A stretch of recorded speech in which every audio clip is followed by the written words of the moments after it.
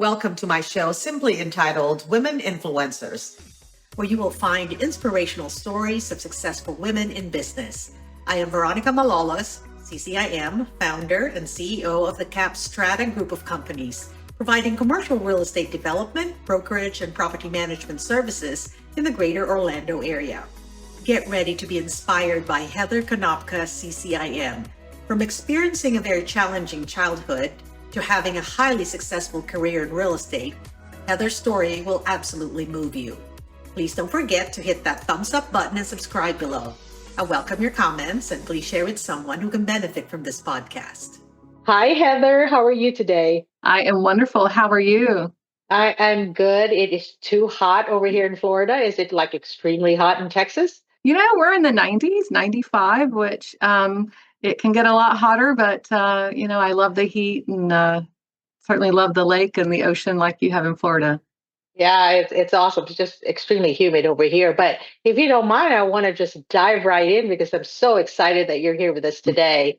So tell us, Heather, I am so very excited to hear about your story, how you grew up in your environment, and how you got to where you are today. Wow, those are all great questions, and really appreciate the opportunity to be here and to get to know you. It's really been such an amazing adventure. How did I get started? Wow, I grew up in a small community, and we were what I didn't realize at the time, we were really poor.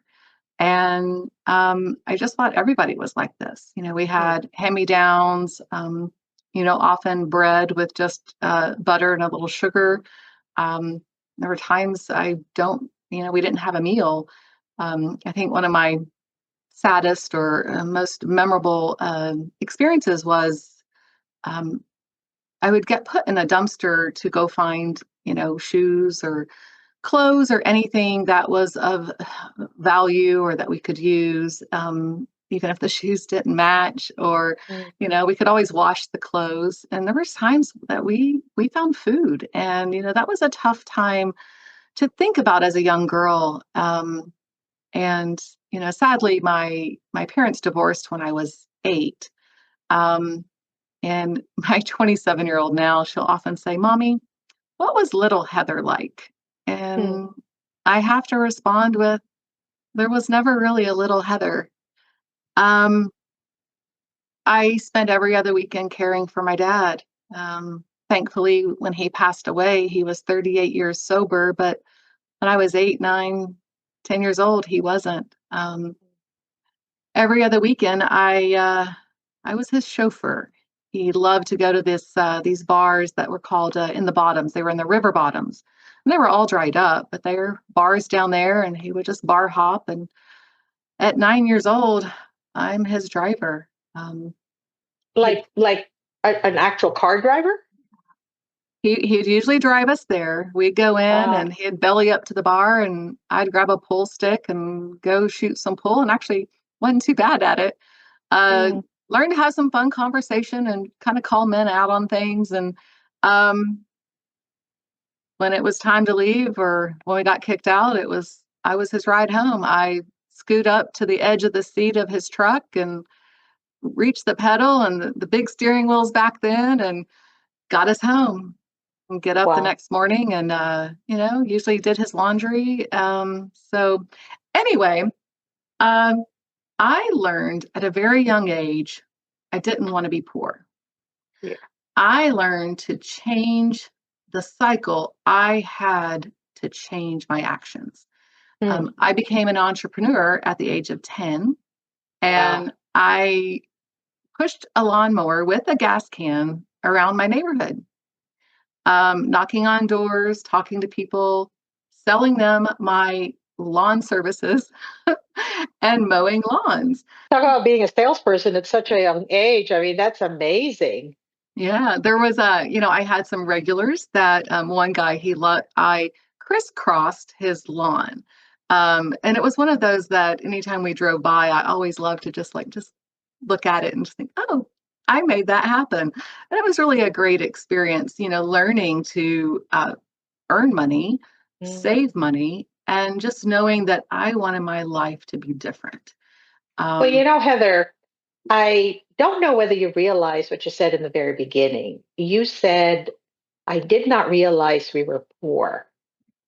So I thought that that was so very honest and revealing of the fact that as a child, you didn't feel this despair or any kind of feelings that would make you think that you were in a very bad place at that time.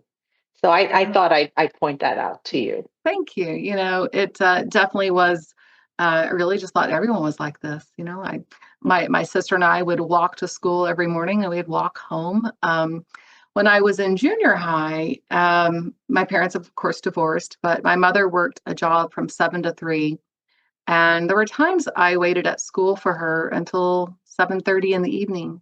Oh, I'm so sorry. And I'm in ninth grade, and I tell my mom, I said, "Look, I understand you get overtime and you need to work overtime, but I get out at 3:30. I said, I'll drive you to work. I'll drive myself to school and I'll come pick you up. And if Mm, you are working overtime, it's okay. I'll sit and do homework or whatever." mm, Um, but we started doing that. So I was 14 driving to my junior high, wow. parking in the teacher's parking lot and getting myself to school every day. I knew that if in order to change things, I had to persevere. I had to really push myself, and I didn't want anything to stop me or get in my way. So, Heather, let me ask you, was there anyone at all that was a role model for you with this kind of very positive mindset at a young age? honestly, although they divorced, my mother and father had very positive mindsets. I mean, my mother's infamous words, you can do anything you set your mind to. And I really believed her. And there's something good about telling a child that. You can do anything you set your mind to that you want to. And I add to that is for the good of mankind, in my opinion. Yeah, yeah, So, absolutely.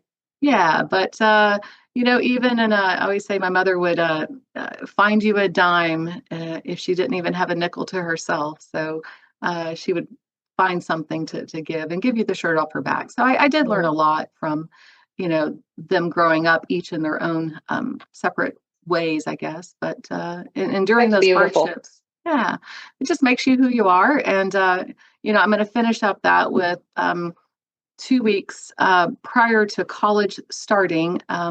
Nobody had saved any money. No one had expected me to go to college. I also think if you have no expectations, you deliver nothing. Mm, So with my children, I think I set the bar really high and had very high expectations so they could rise up, unlike what I experienced growing up. But 2 weeks before college was starting, I go to my mom and dad separately and said, hey, I've applied into the civil engineering program at Texas Tech and I got accepted. I'm going to school into because I'm going to cry. And they're like, "What? You're going to go to college?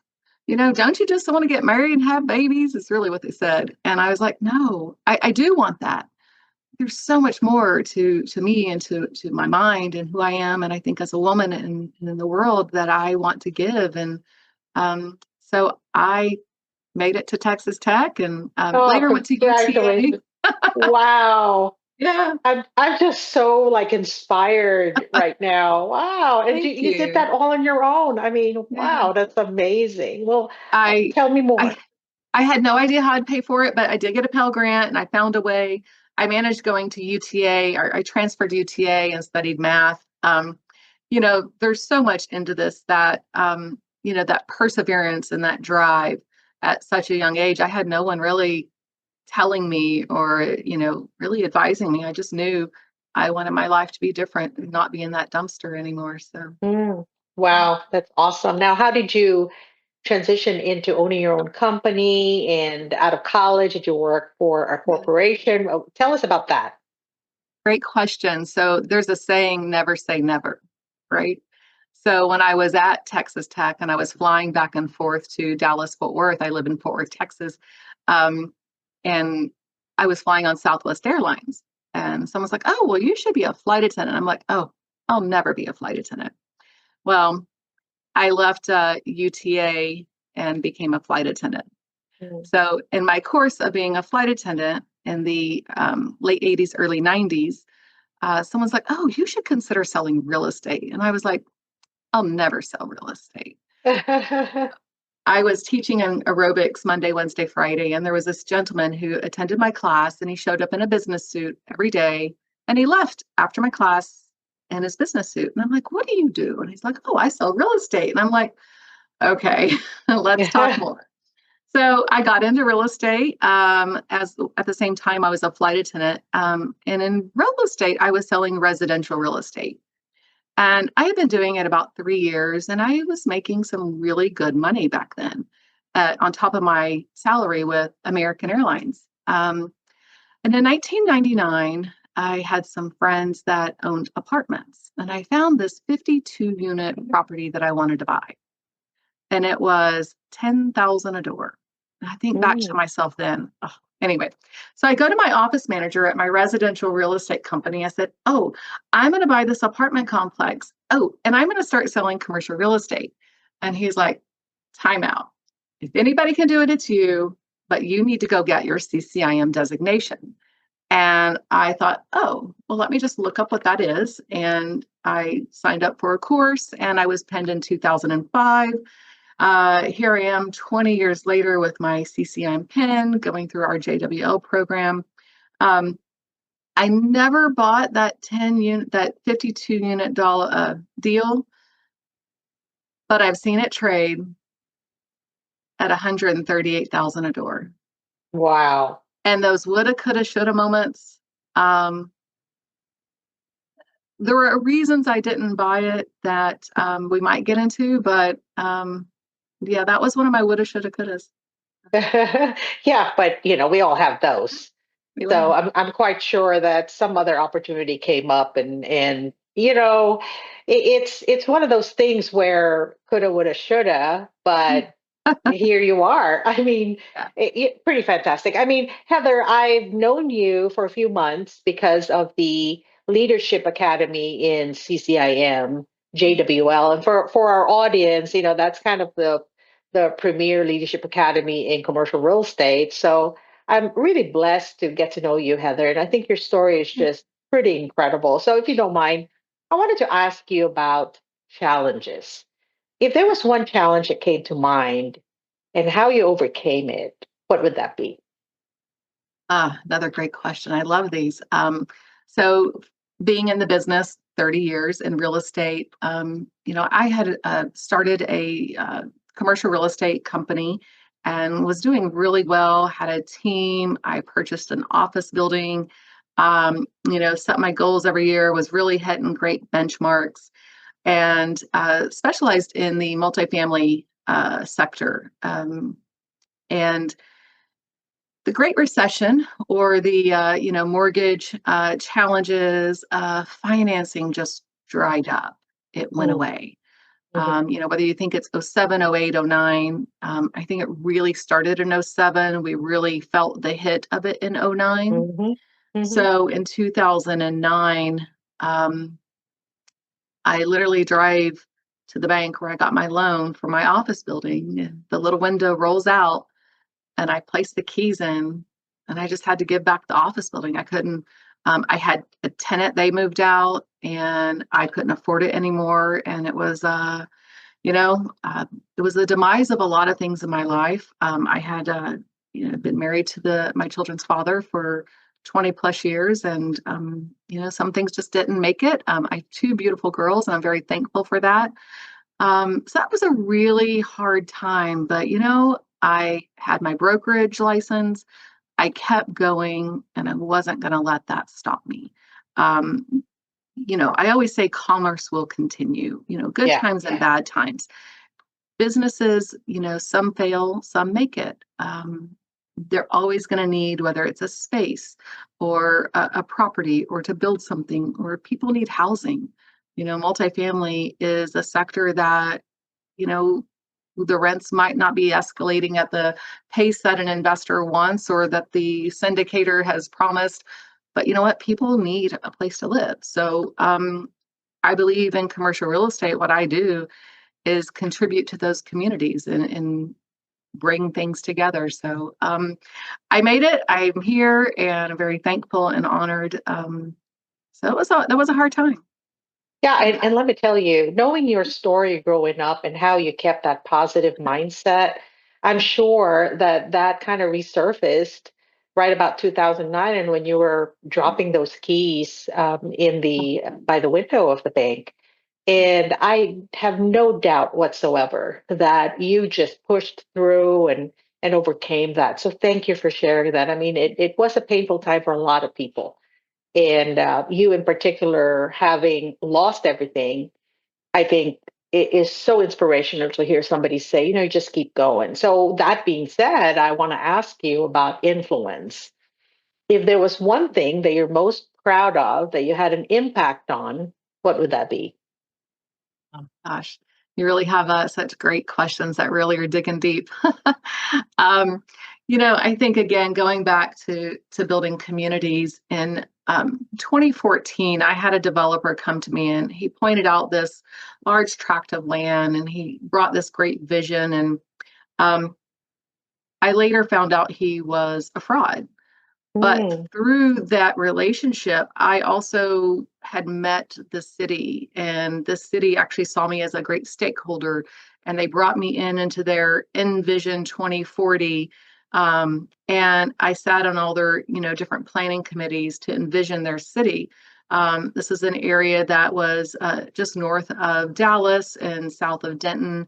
And, they had some land available, and they wanted to really work on how to keep their residents there and still have a sense of community. And so I learned a lot about what the city wanted, and I worked to bring developers to the table.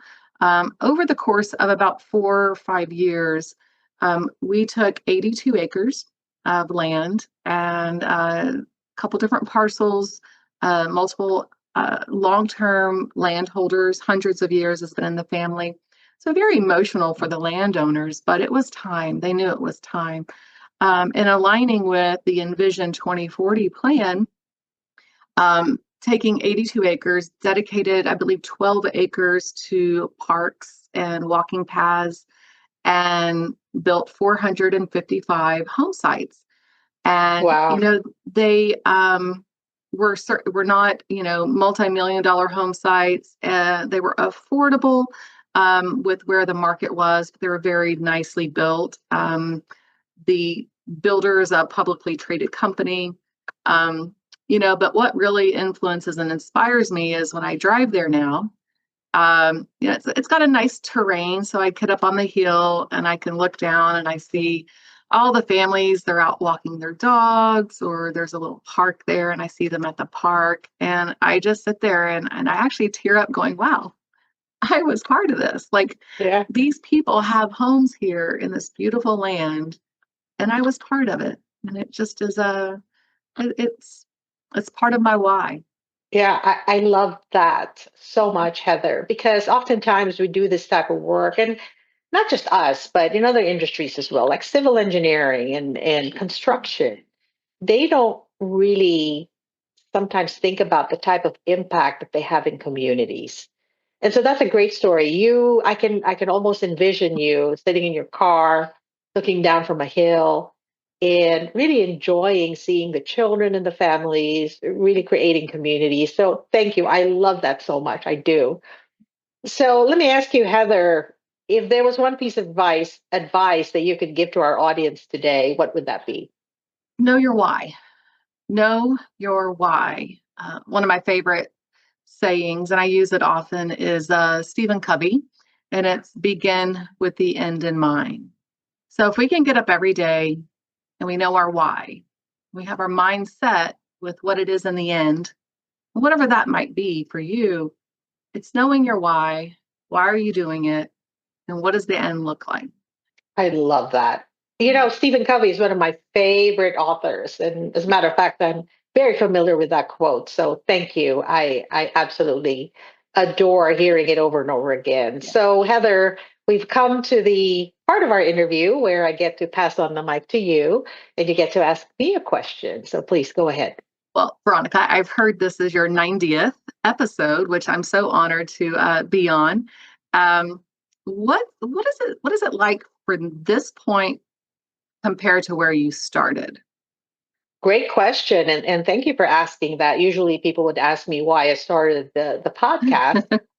And let me tell you, just being able to know so many stories of women, and I've had men on the show, of course, just knowing how people have overcome so much of their challenges and being able to rise from that, I think makes me a better person.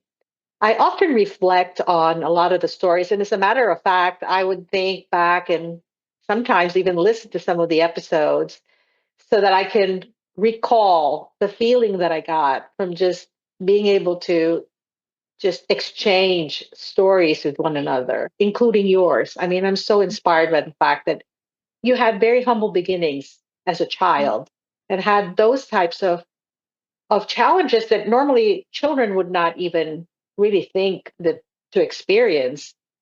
And I get so inspired by them. Although in the beginning, I will say, and still to this day, my whole goal is to inspire other women in any stage of their careers or lives.